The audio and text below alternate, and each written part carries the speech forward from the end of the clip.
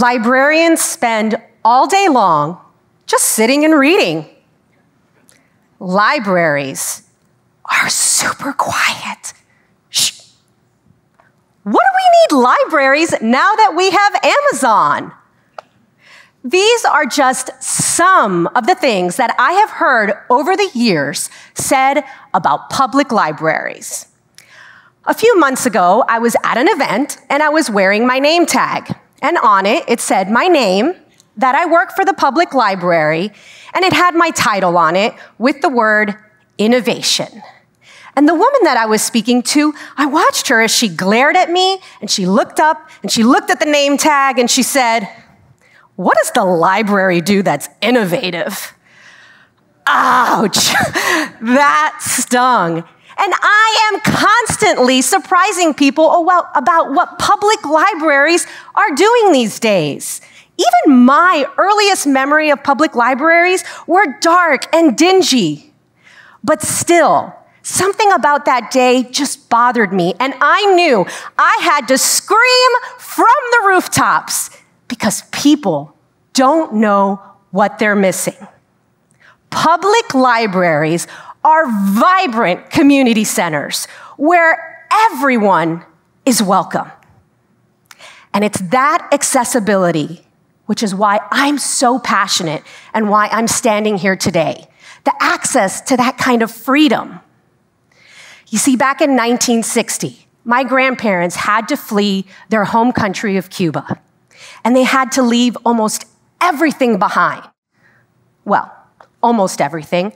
My grandfather, he owned a shoe company in Cuba, and he did not want to leave my grandmother's wedding rings behind. So he took the rings and he stuffed them in the heels of shoes, and he got them into the United States so that they had a piece of their home with them when they restarted their lives here in the US. And because of that, I get to look at these rings every single day.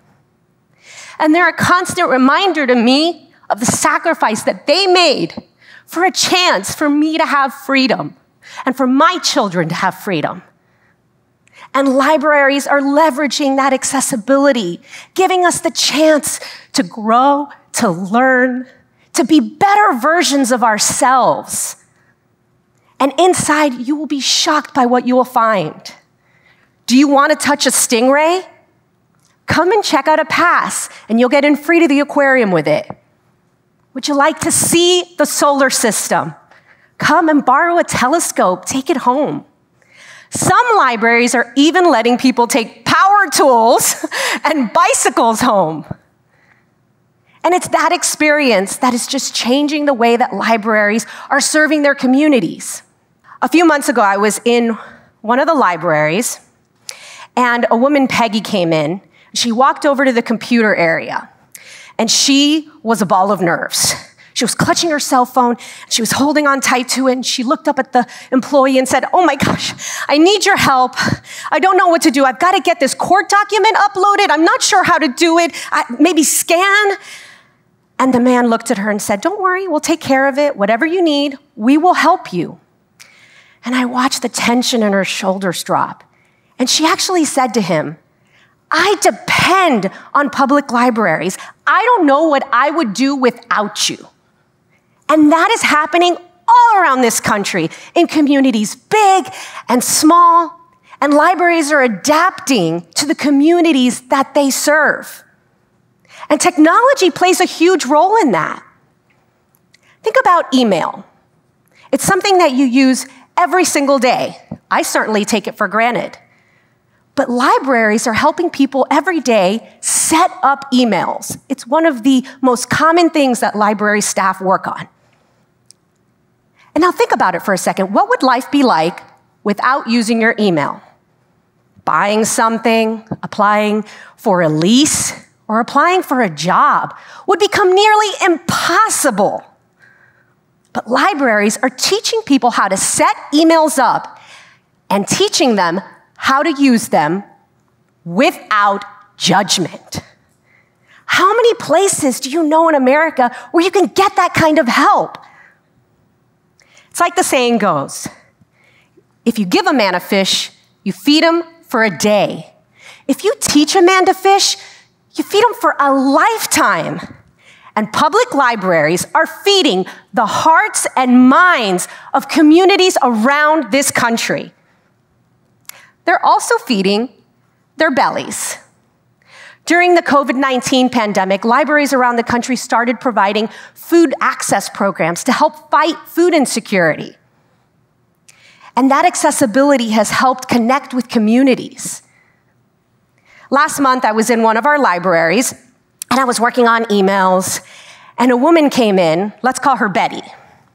And she said, "Good morning," as she walked in. It was so loud and so lovingly that I had to look up from my computer. She was obviously a regular, she knew everyone in there, and she made her way over to the refrigerator. Sharon, that works at that library, grabbed a paper bag and met her over at the fridge. And the two of them, they looked through it, and they kind of decided what they were gonna take for the day. And she said, do you want some kale? And she said, "Oh, you know I love my kale." And they stuffed the bag and they closed it up. And then Sharon put her arm around Betty. And I watched them as the two of them walked out to the parking lot in this embrace. That connection.